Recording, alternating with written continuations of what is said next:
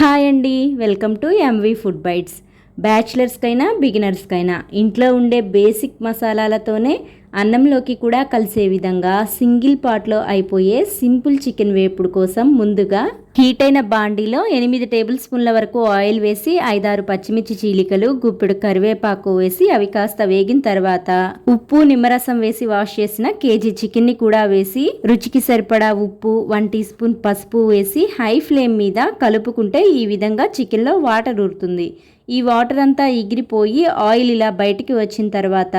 chicken ముక్కల్ని ఇలా వీడియోలో చూపిన విధంగా సైడ్కి జరిపి మధ్యలో 2 టేబుల్ స్పూన్ల అల్లం వెల్లుల్లి పేస్ట్ వేసి పచ్చివాసన పోయే వరకు వేపి ఇప్పుడు ఇందులోకి 4 మీడియం సైజు ఉల్లి ముక్కలు, 2 పెద్ద సైజు టమాటా ముక్కలు కూడా వేసి ఈ ఉల్లి, టమాటా ముక్కలు, అల్లం వెల్లుల్లి పేస్ట్ అంతా చికెన్ ముక్కలకి బాగా కలిసేలా కలిపి ఇప్పుడు స్టవ్ మీడియం ఫ్లేమ్ లోకి అడ్జస్ట్ చేసి మూత పెట్టి మధ్య మధ్యలో కలుపుకుంటూ టమాటా, ఉల్లి ముక్కలు కూడా బాగా ఆయిల్లో వేగిపోయిన తర్వాత ఇప్పుడు 1 టేబుల్ స్పూన్ ధనియాల పొడి,